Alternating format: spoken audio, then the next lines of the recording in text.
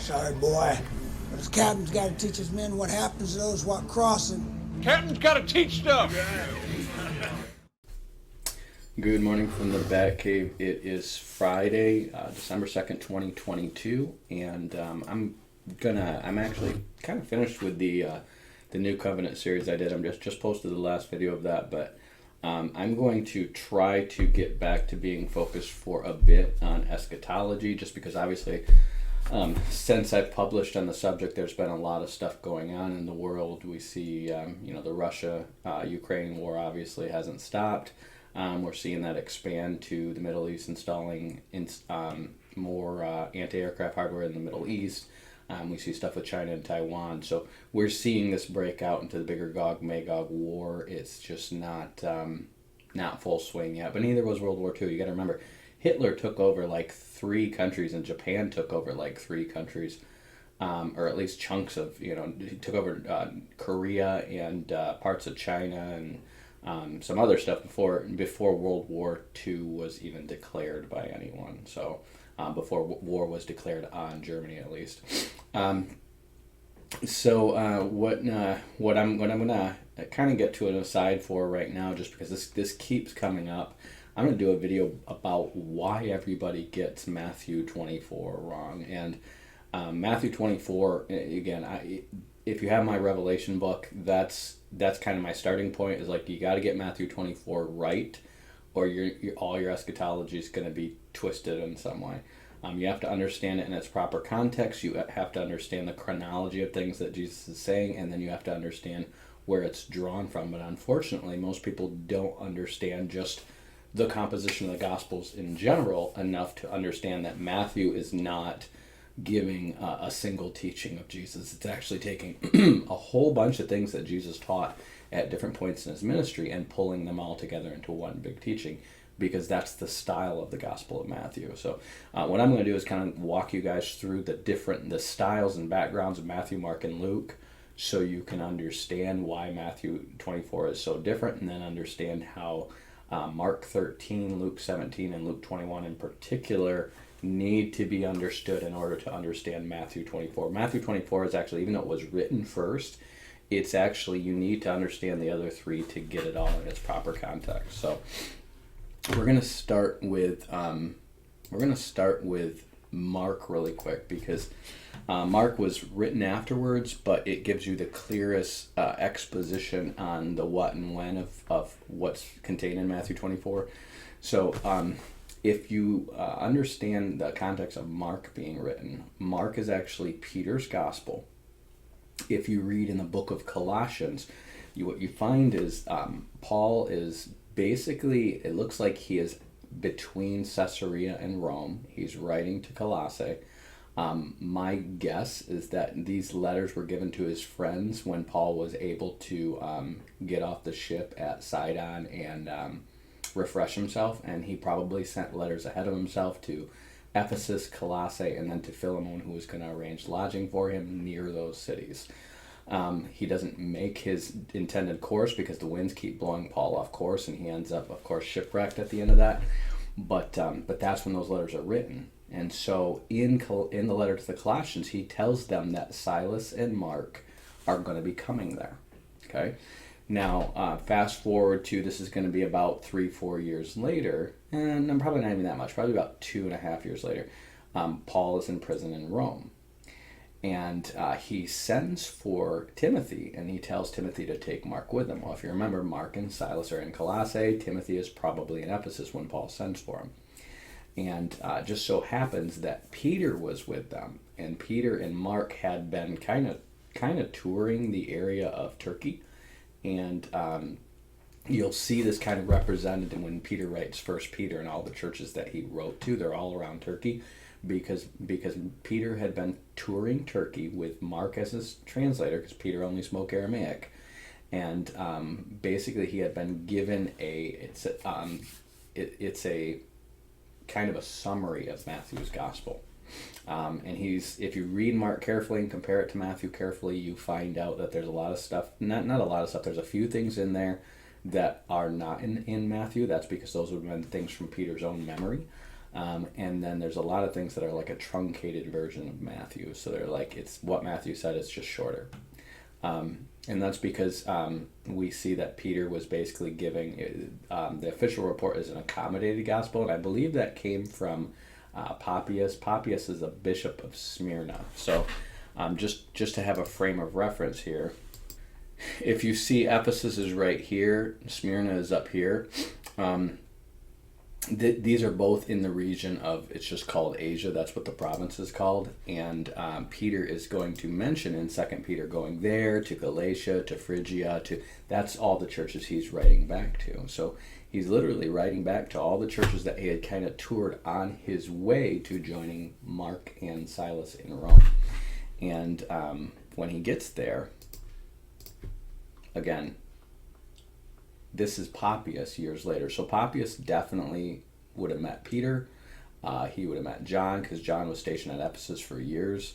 Probably met Andrew, and probably met some of the 70. And Papias wrote, he wrote 5 volumes of material, which was based on his personal interviews with the apostles. So he probably knew several of the 12 and several of the 70 that he was able to interview and write his books from. Now, we only have scraps of those books and quotations from those books from other early church writers, but it's pretty sound material. And he's the one who basically said that Peter and Mark were going around basically orally presenting an accommodated version of the gospel. And of course, they don't call it Matthew's gospel because there's only one gospel written and published at that time.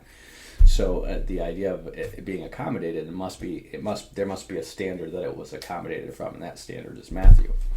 Now, Luke is going to allude to Matthew as well in his writing. So if you go to Luke 1, he says, "For as much as many have taken in hand to set forth in order a declaration of those things surely believed among us," he's referencing Matthew. Okay, so again, it's not called Matthew's gospel, and the reason I believe is because it wouldn't have had Matthew's name particularly ascribed to it until it was translated into Greek, which Matthew probably did. But all the records of the early church said it was originally written in the Hebrew tongue, which most scholars think was Aramaic. And so what you have is what it's just called is, it's just the gospel. It's the only one there is at that time, and it's the only one there is until after Peter and Paul are dead, and then Luke and Mark get published. But it says, "For as much as many have taken in hand to set forth in order a declaration of those things most surely believed among us." So he's saying many have taken in hand. He's not saying that there are several different gospels out there. That's not what he's saying. He's saying many people got together to take in hand, to set forth, in other words, to put in writing and set forth in order a declaration of those things surely believed among us. So it says, "Even as was delivered, as they delivered them unto us, which from the beginning were eyewitnesses and ministers of the word." So it's very clear he's talking about the apostles. He's saying basically many got together to write down what the apostles were eyewitnesses of. And that is essentially the composition of the book of Matthew.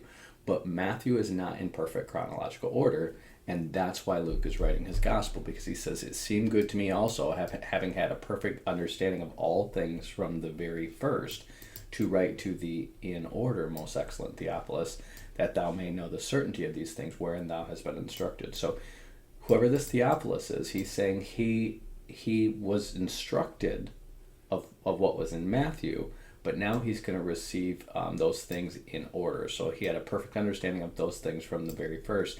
And this in order literally means in chronological order. Okay, so he's going to start all the way back with the pregnancy of John the Baptist's mother, okay, which goes way back before the Gospel of Matthew starts. And then he's going to get all these things in order. And if you read Matthew, you're going to find that a lot of the things that you find together in the Sermon on the Mount, the Kingdom parables, the Olivet Discourse, and several other points in Mark, or in Matthew, are actually scattered all throughout Luke, because what the apostles seem to have done is order these things together by their theme. So they put all the kingdom parables together, they put all the kind of the teachings of the kingdom together, they put all the eschatology together, but these things are actually spread all throughout Luke.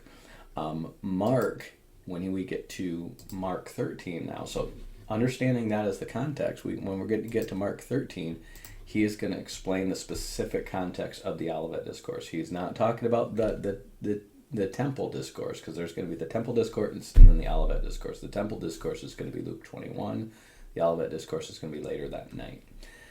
So it says he went out of the temple, one of his disciples. So notice he's saying as he went out of the temple. So this is Jesus as he's walking out of the temple. Okay, he's not at night at the Olivet Discourse. This is as he went out of the temple. One of his disciples said, "Master, see what manners of stones these buildings are." So this is the context of where Luke 21 is going to carry on its discourse. Then Jesus says to them, "See these great buildings? There shall not be left one stone upon another that shall not be thrown down."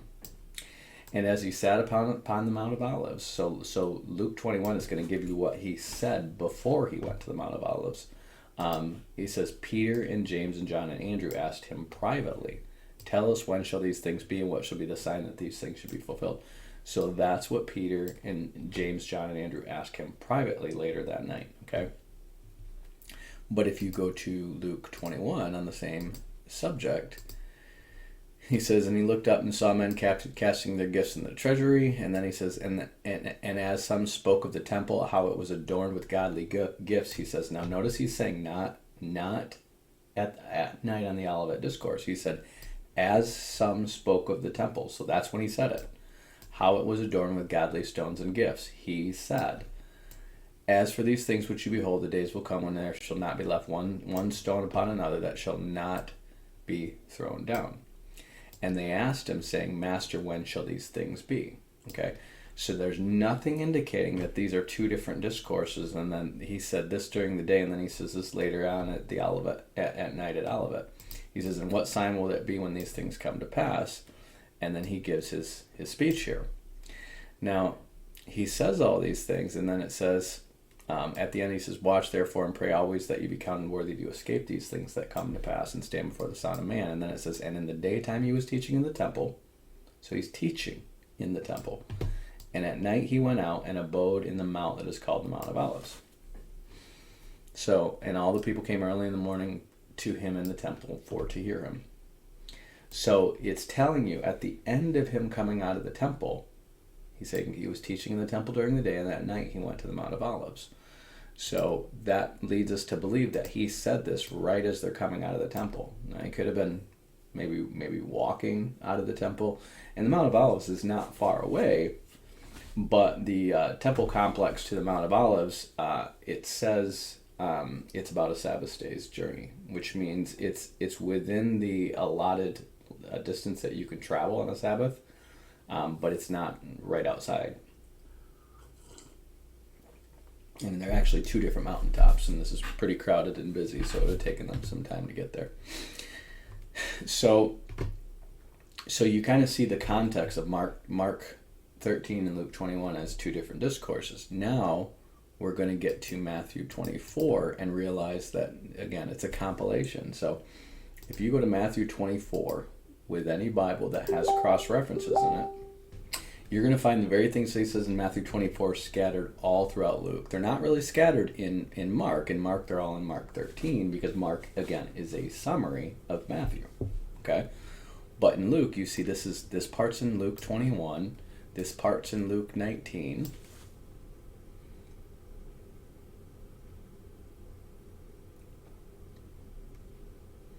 This part's in Luke 21. This part's in Luke 21. This part's in Luke 23. This part's in Luke 17. This part and this part are in Luke 17. Then we're going back to what's in Luke 21. And then we're seeing Luke 21 again. Luke 21, Luke 21. Luke 17 again, Luke 17, Luke 21. And then this part you have, even this part is in Luke 12, Luke 22. So, and then you continue on to Matthew 25, you have more that's in Luke 12, Luke 13, Luke 21 again, and then Luke 12 again, then Luke 8. And so if you understand what Luke is saying about Matthew, he's saying this is an orderly accounting of the things that were believed among us. What does that mean? It doesn't mean it's a chronological accounting. It means it's grouped. There's an order to it. So in other words, they're categorized by theme. And so what you have in Matthew 24 is a categorical teaching on everything that Jesus taught on the end times. And where does it place it? Well, it places it at the Olivet Discourse, because that would have been his final kind of teaching on the end times. So that's where he puts it. Just like he puts all the stuff that from his kingdom teaching in the Sermon on the Mount, but if you go to there and cross-reference it, it's going to be all over Luke's gospel too. So we don't want to look at Matthew 24 as the primary witness to the chronology of all these things, because again, these are a bunch of teachings that were compiled together. Okay, if you're going to look at the chronology, you want to look at where they are set in chronological order. And so you're going to go to where most of the stuff is going to come from is Luke 17 and Luke 21. There are other teachings, if you see later on, they're going to be pulled from Luke 12, Luke 8, and Luke 13. But the majority of the chronology is going to be pulled from Luke 17 and Luke 21. So you want to look at those in the order that they were said. And you're going to go to Luke 17 first. And Luke 17 is basically going to be where the Pharisees demanded of him when the kingdom of God should come, and he answered them and said, the kingdom of God comes not with observation. So that's where Luke 17 starts. And you're going to find that he heavily exposes what he taught in Luke 17 and Matthew 24. That's most of what he's explaining. The rest of what he's explaining is in Luke 21. So you see them say, you see where they just were. It says, it came to pass as he went to Jerusalem that he passed through the midst of Samaria and Galilee. Okay, so he's already been through Samaria and Galilee, which he's on the way to Jerusalem. So he's between Samaria and Jerusalem. So he's pretty close. And I think in the next chapter they're in Jericho. We also see, if you go back to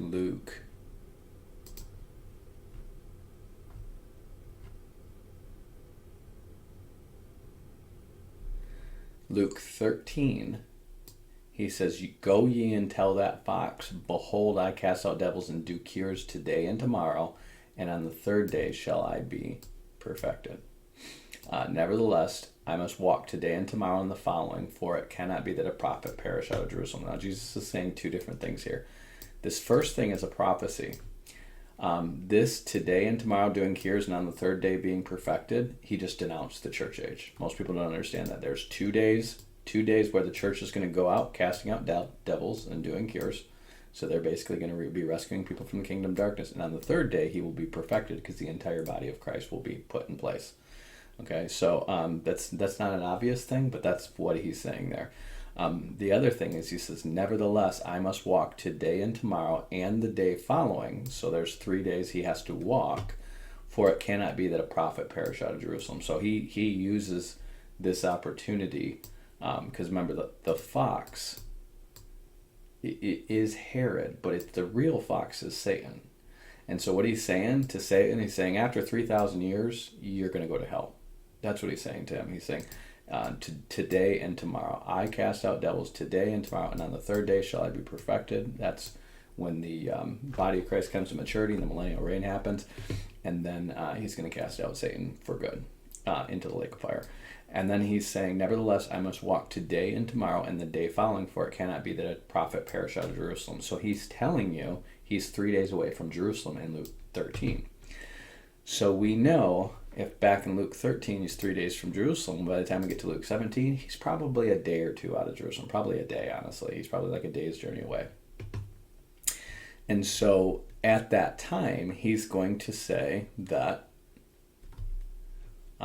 when the Pharisees demand when the kingdom of God comes, he's going to say they're not going to say see here or see there. He's going to say a day will come when they desire to see the days of the Son of Man, and they're going to say see here and see there. In other words, he's here, he's there. He said, don't believe them, for as lightning lights out of one part of heaven and shines in the other, so shall the Son of Man be in his day. So in other words, don't fall for these false Christs that are going to be here before I come. And then he said, but he must suffer many things and be rejected. And he's going to go on to talk about how it was as in the days of Noah. And then he's going to say it's going to be as in the days of Lot, which these are going to signify, he's going to explain these two things in Matthew 24. The days of Noah is going to signify the rapture. The days of Lot is going to signify the Jews fleeing Jerusalem.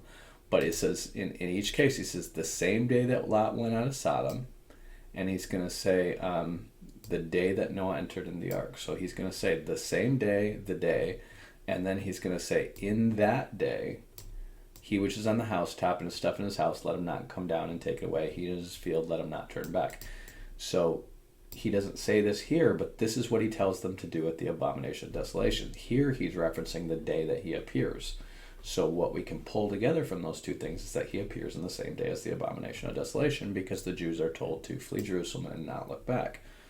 And then he says, that night there will be two men in one bed, and one will be taken, one will be left. So he specifically says, the day that he appears, the Jews are to flee Jerusalem. That night one will be taken and one will be left. Now when we get to Matthew 24, he's going to attach that one taken and one left to the days of Noah, because the days of Noah is a type of the rapture.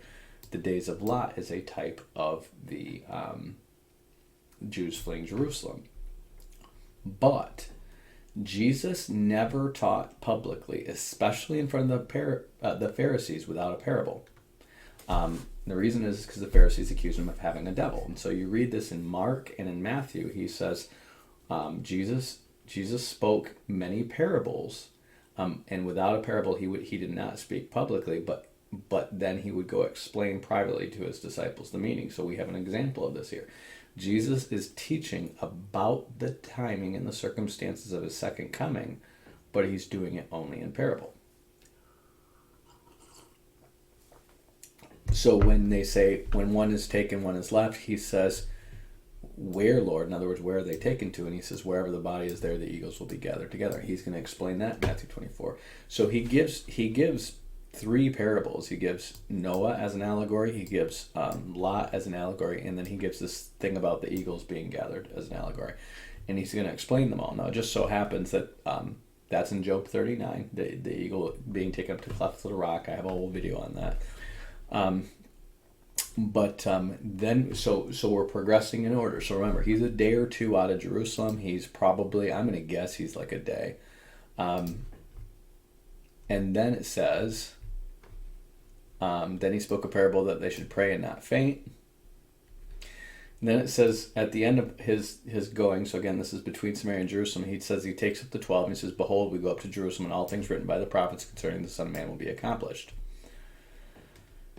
So he's heading through Jericho. This is the next day after Luke 18.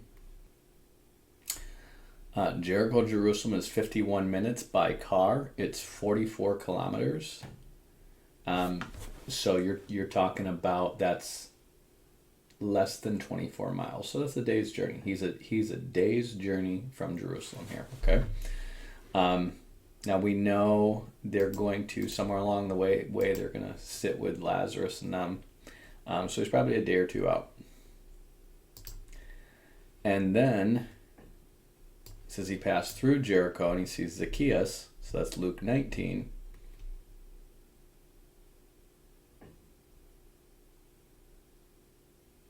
And then he comes to this descent of the Mount of Olives, which is coming up to Jerusalem from the east.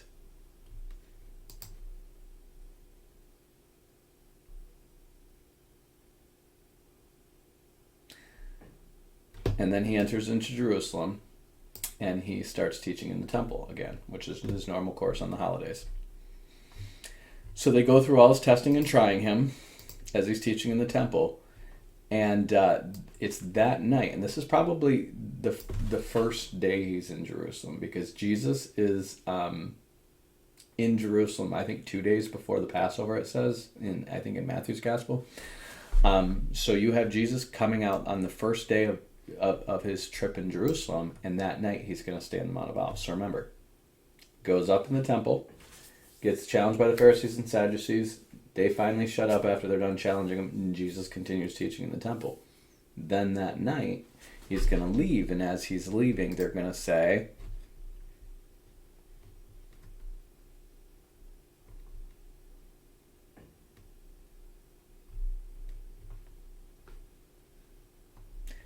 remember what Mark said. He's going to say, as they were saying this, he's going to say, days will come when there shall not be left one stone upon another. And they're going to ask him, well, when will these things be, and what will be the sign when these things come to pass? Okay. Now notice how different that is than the question asked in Matthew 24. Okay. When we go into Mark 13, he's going to say, when shall these things be, and what shall be the sign when these things are fulfilled?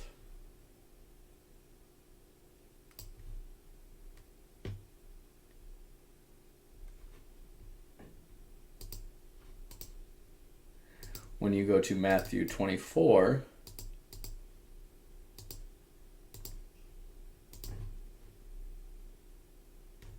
he's going to say, when shall these things be, and what shall be the sign of thy coming and of the end of the world? Okay, so in Matthew 24, because it's a summary, they're specifying the questions a little bit more. When will be the sign of your coming and the end of the world? Okay, so these are different kinds of questions than, when will the temple be destroyed? He does ask when will these things be, but they group that with the sign of his coming and the end of the world. Okay, because the temple gets destroyed twice. It's going to get destroyed in AD 70, and it's also going to be destroyed when Jesus lands on the Mount of Olives and splits the mountain. So, Luke 21 is going to be his public declaration of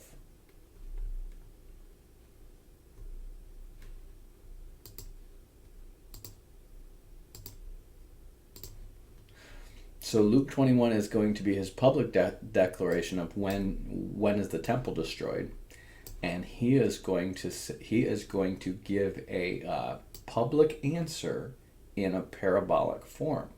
He is going to give an already not yet parallel, just like he does in Luke 17. Luke 17 says the kingdom is already here, and then he goes on to explain the second coming. Luke 21, they're asking him when the temple is going to be destroyed, and he's going to give them an already not yet parallel again.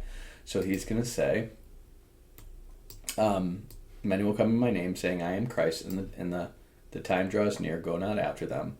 You will hear of wars and commotions, and this word commotions, notice it doesn't say rumors of wars, it says commotions.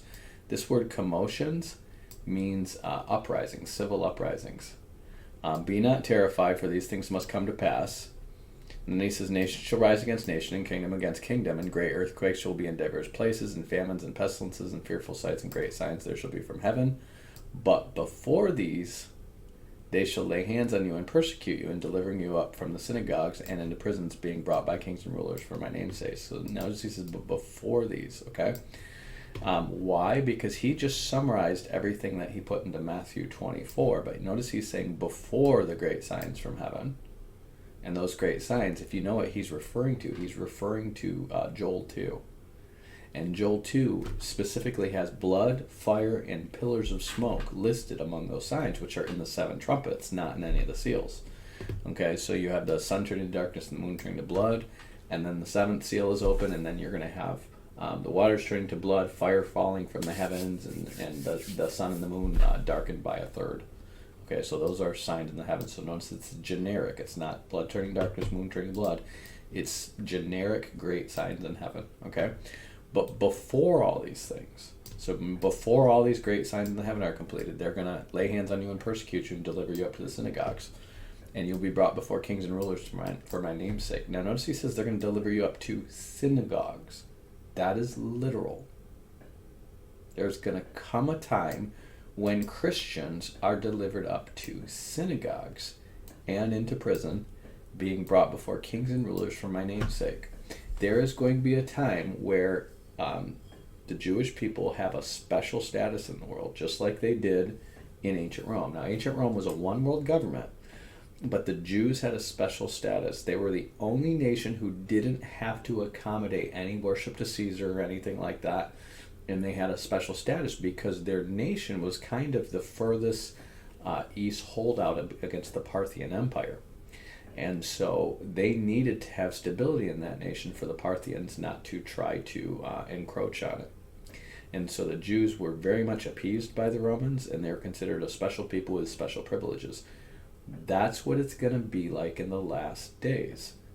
the Jews, allied with the Turks and the Saudis, are going to be this bulwark against Iran and Russia and China and all these other countries in the East. And so the West is going to give them special privileges. And even though the rest of the world is going to be made to worship a one world religion or the Antichrist or be persecuted, the Jews are going to be left out of it. They're going to be considered special. And because we know the Antichrist restores Jewish temple worship, there's probably going to be a certain prominence of Judaism in the world to the point where they're going to be able to deliver up Christians to synagogues. Anyways, it talks about them being hated and betrayed by parents, brethren, kinsfolk, and friends. It's so specific, you guys. You shall be betrayed both by parents, by brethren, by kinsfolk, and friends.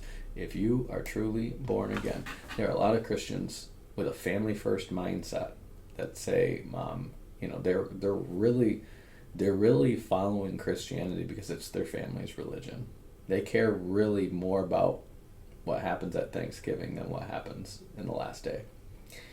And you're going to be put to the test over this because your family is going to turn on you. Just like families are turning on each other over Trump, over the vaccine, things like that, you're going to have people turning on you in a big way over Christ in the end. And then in this one, he's going to say, when you see Jerusalem compassed by armies, know that the desolation thereof is near. So notice he doesn't say at the abomination of desolation. He says, when you see Jerusalem compassed with armies, then know that the desolation thereof is near. He doesn't give them the abomination of desolation until that night. He just tells them in generally, when you see Jerusalem encompassed by armies, then know the desolation thereof is near. Why? Because he's teaching publicly, which is parabolic, and he's giving an already not yet discourse. This is going to apply in AD 70, but also in the last days. So he says, then let them that are in Judea flee to the mountains, and them that are in the midst depart not out of it, and let not them that are in the countries go in there too. Okay? So he is saying similar things. He is saying this here, and he's saying something similar in Luke 17. So he's alluding to those being similar. And then he says, for these are the days of vengeance, that all things which are written will be fulfilled. Well, this is the specific vengeance, which is the destruction of Jerusalem for their rejection of Christ. That's that vengeance. And in the last days, it's going to be vengeance on really the world and unbelieving Israel for worshiping the Antichrist. He says, but woe to them that are in child, and them that give suck in those days, for there shall be great distress upon the land and upon this people. Okay, so the wrath upon this people. So the wrath is being poured out on the Jews. So this is an AD 70 and also last days thing. Okay, so when you get to Matthew 24 is going to pull this and Luke 17 and put them together. Because Matthew 24 is what Jesus is saying privately to them, and he is smoothing out all the ridges. So the parables he's explaining. And then it says, they shall fall by the edge of the sword, and shall be led away captive into all nations, and Jerusalem shall be trodden by the Gentiles until the times of the Gentiles is fulfilled. So this part, being led away captive to all the nations, happens in AD 70. Jerusalem trodden down by the Gentiles until the times of the Gentiles fulfilled, it happens in the last days. That's specifically in Revelation chapter 11. And there shall be signs in the sun, the moon, and the stars, and distress upon the nations, with perplexity, the sea, and waves warring. Remember, he said all that is going to be until these signs. Distress in the nations, with perplexity, the sea, and the waves warring, roaring. Men's heart failing them for fear, and looking after those things which are coming out of the earth, for the powers of heaven will be shaken. And then they shall see the Son of Man coming with power and great. He's saying they'll see the Son of Man coming with power and great glory. And then he says, when these things begin to come to pass, then look up and lift up your heads, for your redemption draws near. So he's saying when these things begin to come to pass, and what things is he saying? He's saying signs in the sun, the moon, and stars to distress upon the nation, men's hearts failing for fear. And then they see the Son of Man coming with power and great glory. So when these things, these persecutions, but more specifically, Jerusalem being surrounded by armies, and those in Judea fleeing the mountains, that's going to be specific. And then he's going to say there's going to be signs in the sun, the moon, and stars. He's saying, then they shall see the Son of Man coming with power and great glory. So those are the obvious things you're going to see, okay? The persecution happens pretty generally. It's going to ramp up a lot. But in the end, you're going to see the Jews fleeing Jerusalem, the sun turning to darkness, and the moon turning to blood. Not all that's going to happen in the same day. Again, all this stuff happens over the course of about 3.5 years, but he's saying when you begin to see these things, look up, for your redemption draws near. So he's telling you, watch the sky, Christ's coming is going to be drawing near. Now when we're going to get to Matthew 24, and Matthew 24 is going to be the final discourse. So Matthew 24 and Mark 13 is the final discourse on the end of days. This is why you don't start here in Matthew 24. You start back at Luke 17. And he says, and Jesus said to them, see not all these things, verily there shall be left not one stone upon another that shall not be thrown down. Now this is clearly a second discourse. And as he sat on the Mount of Olives, the disciples came to him privately, saying, tell us, when shall these things be, and what shall be the sign of your coming and of the end of the world? Jesus says, take heed that no man deceive you. He said, many will come in my name, saying, I am Christ, and deceive many. This is in Luke 17. He said, you shall hear of wars and rumors of wars. See that you're not troubled, for these things must come to pass, but the end is not yet. For nation shall rise against nation, and kingdom against kingdom. There will be famines and pestilences and earthquakes in diverse places. You're going to say, well, boy, that sounds like almost the exact same thing as Luke 21. And it is almost the exact same as Luke 21. Because what he's doing is he's saying what he said in Luke 21 and then expounding on it further. He's saying what he said in Luke 17 and then expounding on it further. This is not the exact same discourse, okay? So then he's saying all these are the beginning of sorrow. See, he didn't say that before. They'll deliver you up to be afflicted and shall kill you, and you'll be hated of all nations for my name's sake. So he's summarizing what he said in Luke 21. And then shall many be offended and betray one another and hate one another. And many false prophets shall arise and deceive many. That's in Luke 17. Because iniquity shall abound, love of many will wax cold, but he that endureth the end shall be saved. So in some things he's expounding on them, some things he's summarizing them. Then he says, and this gospel of the kingdom will be preached in all the world for a witness to all the nations, and then the end shall come. Now in Luke 17 he explains this, that as you're being persecuted and brought before kings and governors for my name's sake, that's when the gospel is preached throughout the world as a witness to all nations. Okay? Now the gospel is already being preached throughout the world. It's almost published in every single, I mean the Bible itself is almost published in every single language, and the gospel is being preached by missionaries and evangelists and locals throughout the world right now. But not completely. It's almost complete. As we get to World War III ending, what really makes the gospel message heard throughout the whole earth at once is that Christians are being persecuted throughout the whole earth, and they're being brought to public trial before governors and kings. And in those public trials, the whole world is going to hear the gospel. So then he's going to get more specific. And where in Luke 21 he says, when you see Jerusalem surrounded by armies, remember, that has a double intent to it. And he said, the desolation thereof is near. In the Old Testament, the desolation of Jerusalem has two contexts. One is going to be in Jeremiah when it talks about Jerusalem being destroyed. The other is going to be in Daniel when it talks about Jerusalem being defiled, the temple being defiled. Okay, so there's two different types of desolation. In Matthew 24, he's going to get specific. This is about the desolation of it being the temple being defiled, not the destruction. So this is a different. He's saying something different than he's saying in Luke 21. Then he says, then let them that are in Judea flee to the mountains. And then he's going to go back and start citing this stuff from Luke 17.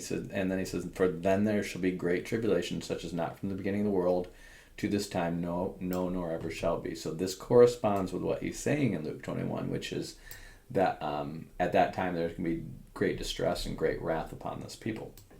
So this is when the wrath is going to begin to be poured out. And then he's going to say, and except those days be shortened, there should no flesh be saved, but for the elect's sake, those days should be shortened. This is the end of his chronological narrative. Okay, he is when he's saying those days shall be shortened, he's saying the rapture. Now he's going to go on to explain the rapture, He's going to say, if any man says, lo, here's Christ, believe it not. So he's going back to talking about the false teachers, okay, and the false Christ. He says, for there shall arise false Christs and false prophets, and shall show great signs and wonders, if as much of it were possible, they shall deceive the very elect. Behold, I have told you before, okay? Now, when he says, behold, I have told you before, he's not saying, I'm telling you this in advance. He's saying, I have told you before. So he's giving a direct reference to Luke 17. He's told them this before, okay? They're going to say, lo here, lo there. He told them this 2 days before, okay? Maybe 3 days before. And then it says, wherefore they shall say to you, behold, he's in the desert, go not forth. Behold, he's in the secret chambers, believe it not. So he's expounding on what he said in Luke 17. For as lightning comes out of the east and shines into the west, so shall the coming of the Son of Man be. When he says, behold, I have told you before, he is pretty much quoting Luke 17:24. He's saying, I told you before, and 3 days earlier he said this exact same thing, okay? And then he says, for wherever the carcass is there, the eagles will be there together. He said that before too. So when he's saying, behold, I told you before, again, when he says, lo, here is Christ, there is Christ, everything that he's saying from Luke 23, and then he says, behold, I told you before, he's getting into what he already said in Luke 17. And then he says, for as lightning comes out of the east and shines to the west, he said, wherever the carcass is, the eagles be gathered together. He's telling you, I told you about how the days are going to be shortened before. And he's talking about the one taken and one left. For the elect's sake. So he's not saying for the whole world because of the elect's sake he's going to shorten the days. He's saying concerning the elect, or for the elect alone. He's saying throughout the elect, those days will be shortened. In other words, I'm going to pull the elect off the earth. I'm going to shorten those days for the elect so they don't have to deal with the Great Tribulation. That's what he's saying. Otherwise, he's saying they'd all be dead. Because one of the things that's going to happen to all those left behind is all the Christians are going to get killed. So then he says, immediately after the tribulation of those days, the sun shall be darkened, and the moon shall not give her light, the stars shall fall from heaven. Now, when he says immediately after the tribulation of those days, he's not talking about the Great Tribulation. He's talking about the tribulation that is surrounding the false Christ and the false prophets, causing them to be persecuted. Because that word is thalipsis, and it's the same word as tribulation. You'll just see it up here when he says you'll be afflicted. This word is thalipsis, okay? It says you will be...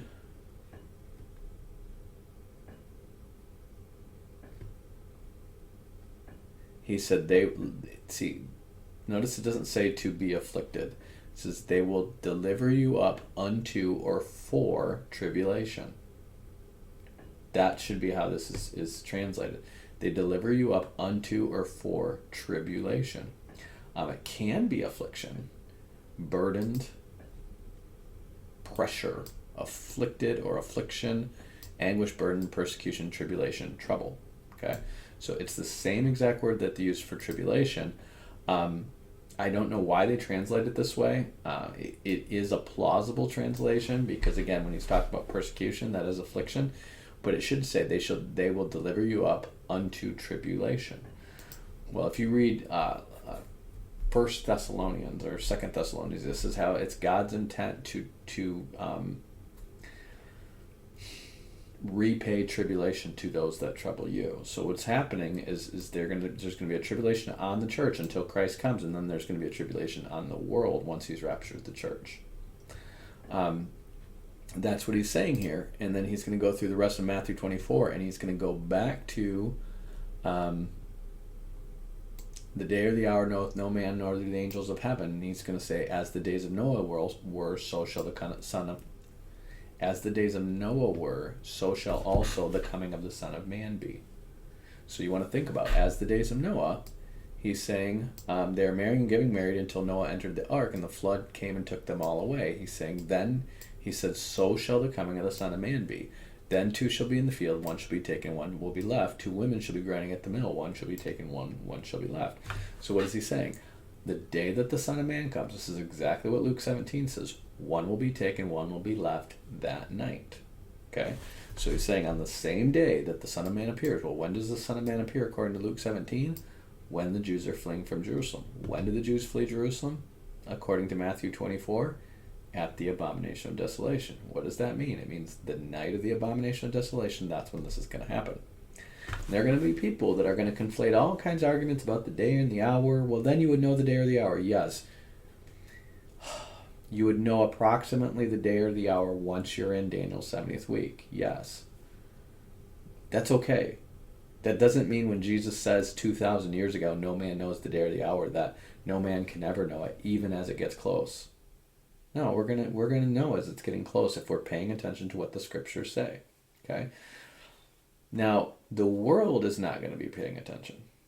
The apostate lukewarm church is not going to be paying attention. But those of us who study the scriptures, who look at what Jesus said, one is we're going to get to this point, and there will be no pre-trib rapture believers anymore. Once you start having the sun turn to darkness and the moon turn to blood, there's going to be no more pre-trib and no more pre-wrath. They're going to be gone. Because when they don't get raptured at the sun turn to darkness and the moon turn to blood, the pre-wrathers are gone. And then the pre-trib people are like, well, shoot, that we're definitely in the book of Revelation now, so they're gone. There's just no more arguments from pre-trib or pre-wrath. And then all you're going to have left is mid-trib or post-trib. Which is it, mid-trib or post-trib? And those people are going to have 3.5 years to go back and look at the scriptures and go, what did they say? I'm going to say, well, it's very clearly at the seventh trump, you guys. I mean, just think about it. Everybody who's into eschatology, just about, except for Joel Schimmel, does not believe in a post. He's the only teacher that I know out there that is into eschatology and believes post-trib. Most teachers who believe in post-trib just aren't in eschatology. They accept a few arguments. Same with amillennial. They're not really into eschatology. They accept a few arguments and they ignore the bulk of prophetic literature.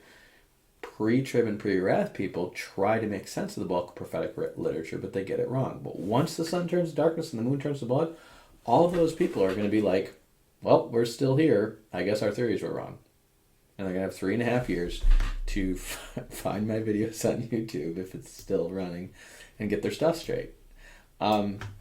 There's nothing. Listen, you guys, I have been scouring YouTube for about 15 years. 15 years. Let's go through this. 15 years. This is why I started publishing this stuff.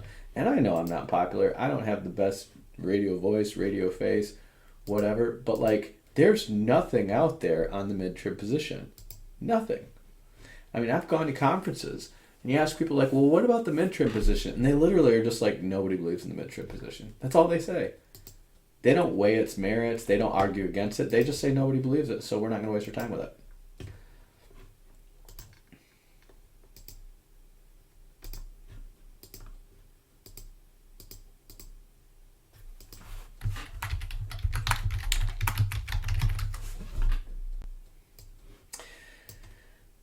If you go, and I don't care, trust me, I have tried every variation of this.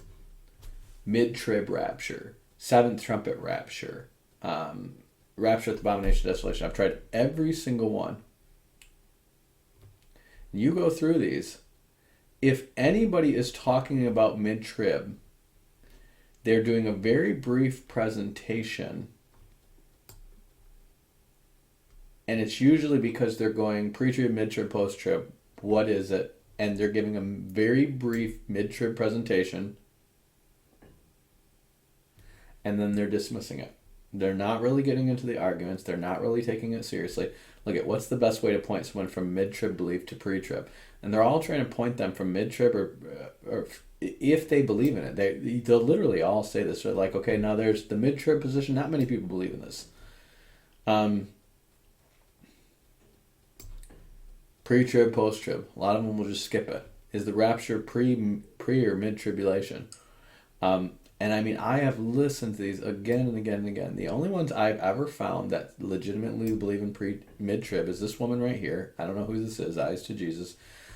She believes in mid-trib. And I've watched it a long time ago, and I generally agree with her. This guy I just found, 1 year ago. He's starting to teach the mid-trib position. He's just getting into it. And then there was this one that I found called There's this one channel I found called Last Trump, and I found this years ago, and this is some guy in Ohio, and does a bunch of videos on why the rapture is at the last trump, and this was 7 years ago. This 7 years ago, this was literally the only one I found, and this eyes to Jesus, he seems to follow her.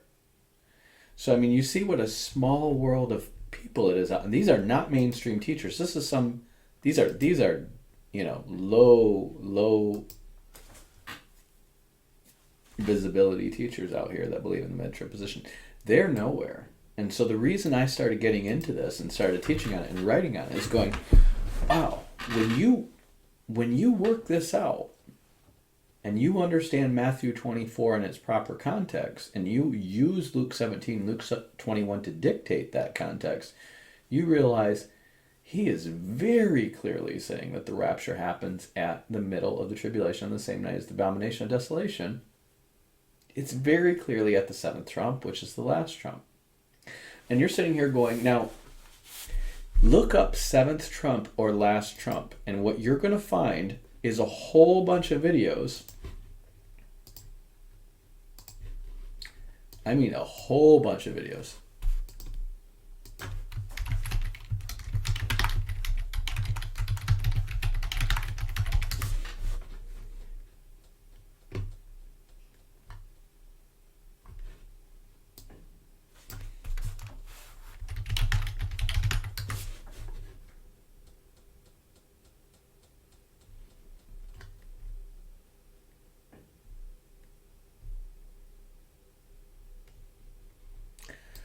Trying to explain why you're confused. Look at last trump, seventh trumpet confusion. You're going to find a whole bunch of teachings out there about why the seventh trump is not the last trump.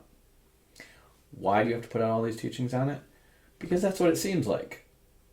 When you say last trump and you literally have a series of 7 trumps and one's at the end, last trump means last trump. And this should be really easy. If there's no trumpet before, there's no trumpets listed before the seventh trumpet. You talk about John and his narrative having an angel with a voice like a trump saying different things to him, but you don't have any trumpets being sounded on the earth or over the earth in the prophetic narrative that he's talking about. You only have the 7 trumpets. You don't have any trumpets before that. You don't have any trumpets after that. So what is the most common sense belief about the last trump? It's the 7th trump in the series of 7 trumpets? Yeah. That's just what a baby would look at if they read it for the first time. What does he mean, the last trump? Well, 7 trumpets, and then at the 7th trumpet, okay, it must be at the 7th trumpet. Everyone's going to say that. It's kind of like how you need a teacher to teach you that everyone needs to speak in tongues when a baby can read Corinthians and go, it says not everyone speaks in tongues. Or that there's no free will when a baby can read the whole Bible and be like, well, what's this free will offering then? You don't need to be that intelligent to come to these conclusions. And that's why you need a bunch of arguments that say, you're dumb if you believe this, you're confused if you believe this. That's not that. Obviously, everyone knows that last trump means eschatological trump and all this different stuff. No, it literally, just go to Paul's statement, last trump. Go last trump. And I don't care what version you come into, look at your interlinear and look at your Greek and look at your concordance. And what does it say? It says eschatos, ends of, last, latter end, lowest, utmost, farthest, final trump. Okay? You wouldn't say last trump if there was just one trumpet. You would just say at the sound of a trumpet, which Jesus says and Paul says. Why does he say last trumpet? Because between the Olivet Discourse and this happened, Paul gets caught up to heaven and hears things unspeakable. Revelations of Jesus Christ. What does John get caught up in heaven and see? Revelations of Jesus Christ. Does he get caught up and does he hear things that are unspeakable? Yes, he does. He hears specific things that he cannot write down. Okay? Paul and John had a very similar experience. It's just that John wrote his down and Paul didn't. But Paul wrote a little piece of it down, which is that at the last trump, the trumpet will sound, the dead will be raised incorruptible. And what happens at the seventh trumpet in Revelation? I mean, this is as clear can be. We hear a voice after these two witnesses are dead. It says, after 3 days and a half, a spirit of life enters into them. They stood on their feet, and great fear fell upon them that heard them, and they heard a great voice from heaven saying, come up hither. And they ascended into heaven in a cloud, and their enemies behind them. You say, boy, that sounds like a rapture. Yep, it's a rapture. Boy, that sounds like the voice of Christ. Well, no, Christ has all kinds of people who can raise the dead. No, Christ is the only one who can raise the dead. And the spirit of life enters in them, and there you go, your resurrection and rapture. What happens? And 10th part of the city fell, and the second woe was passed, and the seventh angel sounded. There you go. You literally have a resurrection, rapture, and a seventh trump. And then what do we have? We have, in the next few chapters, you're going to have the Jews fleeing Jerusalem, the abomination of desolation, and the rapture. It's that simple. That's what it says. That's the simplest version of what it says. Why is the simplest version not complex? Because it's not meant to sell a bunch of extra books. It's meant to get you to understand the Bible and just have that one book and go, here's what we need to know, and watch. But if you want to sell books and get people to take your class and get your special anointing, well, what you need to do is convince them that the Bible's confusing. And say, no, you can't understand the Bible until you first buy my magical beer goggles. And then you're going to get your National Treasure lenses from them. And you'll be like, see? Seventh trump means before seven trumpets. Last trump means before seven trumpets. Or last trump means a trump that's not even mentioned in the book of Revelation after the seven trumpets. This is dumb. What do you think, Nicolas Cage? Oh, this is dumb. Nicolas Cage, you are my downfall. Why has Nicolas Cage got to ruin theology, man? Because Nicolas Cage doesn't believe the things he says. He's out to sell movies. And so are most of your people who are against this theory. Why? They don't want to do the homework. They don't want to go back and go, wait a minute, it says seventh trumpet. And they go, but if it's at the seventh trumpet, then you would know the day or the hour. How? You know it's at the seventh trumpet. You know it's at the abomination of desolation. How? Tell me when the day or the hour. Just tell me. When is the abomination of desolation going to occur? I don't know. About 3.5 years after the peace treaty is signed with Israel, supposedly. Are you sure? Are you sure it's a peace treaty signed with Israel? No? Okay. He confirms a covenant for 1 week, right? In the midst of the covenant, he places the abomination of desolation. Yep, so it's in the middle of the week. Okay, is that the day or the hour? It's in the middle of a 7-year period. Do you have that nailed down to a day and an hour? Tell me how. Let's say the peace treaty starts today. What day and hour is the rapture going to occur? You might even go, well, exactly this many days is the midpoint. Okay, what hour? You don't know. That night. What hour of the night? Between 7 and 10 p.m. Okay. Have you nailed down the day and the hour? No. We know what to watch for to know when it occurs on that day. And yes, if you're there whenever the Antichrist confirms the covenant with the Jews to restart the temple sacrifice, let's say you're there on the day it happens, and they shake hands, they're like, okay, we're going to restart the we're going to restart the temple sacrifice this day, and you're right there, and you're like, I seen it, I was there. Okay. How many days? Well, 365 and a quarter times 3.5, assuming we're talking about a 365-day year instead of a 360-day year. Well, what if it's a 360-day year? Okay, it's either this day or this day, and it's somewhere between this hour and this hour. You still don't know. You still don't know the day or the hour. Is it a 365-day year or is it a 360-day year? You don't know. 1,242 or 1,260 days. Let's see. How many days are the two witnesses prophesying? What if we know exactly when the two witnesses start prophesying?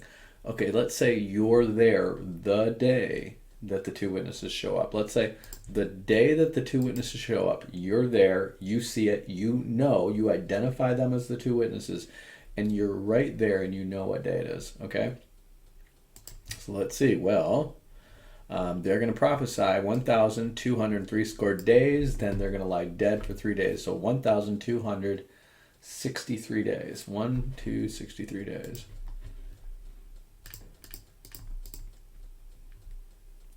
And then after they're raised from the dead, the seventh trumpet's going to sound.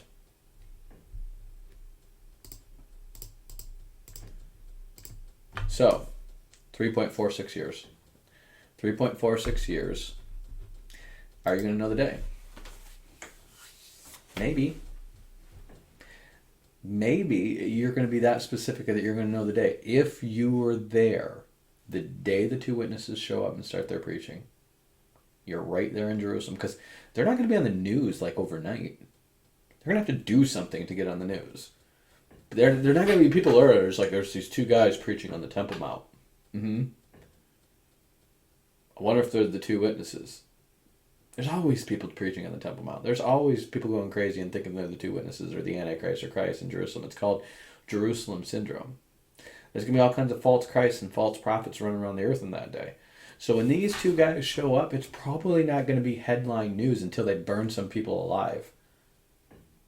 So they could be prophesying for a year before they burn somebody alive, and then they're like, oh, that's the two witnesses. If you're a Christian, you're going to know that. When did they start prophesying? I don't know. Do you know the day or the hour? I don't know. Okay. But when they die, when the two witnesses die, are you going to know then? No, you're going to know in 3 days they're going to be resurrected and raptured, and so are we. The best you can do with all this is know approximately the day and approximately the time of day. It's the night the Jews flee Jerusalem at the abomination of desolation. And people want to dismiss that because you can know the day or the hour. I'm sorry, but that doesn't change the fact that Jesus says that night one will be taken, one will be left. And he tells you it's the night that the Jews flee Jerusalem. He's telling you that. And if you're going to say from there, you know the day or the hour, okay, prove it. Just tell me what day and the hour, and I'll tell you if you're wrong. Or we'll sit there and wait, and we can prove who was right. But if I say it's going to be the night the abomination of desolation occurs, and we see all of a sudden a 3-day celebration because two witnesses who burned people alive are dead and the whole world is celebrating their death, at that point, I'm going to say, we got about 3 days left, church. We're going to be in prison. We're going to be in our death camps. We're going to be running and hiding wherever we're going to be. We have like 3 days left. The rapture is going to happen, you guys. Yes. About what hour? I don't know. I don't know. It's that night, Jerusalem time. What time? What hour? Like when? I don't know. He says, when you see these things, lift your head up. Your redemption draws near. I still don't know the day or the hour. I mean, I know about the day and about the time of day. I still don't know the hour. So relax on that, you guys. Relax on that. But it's at the seventh trumpet. It's at the seventh trumpet, you guys. That's why you have a resurrection and a rapture live in the book of Revelation right before the seventh trumpet. Why? Because at the seventh trumpet, the rapture happens. So, hope you guys are blessed by this. Hope you guys take Matthew, Mark, and Luke, put them in context. All this I'm going to write down very carefully in my revision of my Revelation book. When that's out, I'll let you guys know. Because it's something, again, it's not that expensive a book. It's 250 pages. It's not that long. It explains the entire book of Revelation and all the prophecies. All of them. Like Malachi and Micah and Joel and Habakkuk and Hosea. It pulls them all in, ties it all together, and explains the book of Revelation to you. So I hope you guys are blessed by this teaching. I hope you have a great rest of your weekend. Batman out. Peace.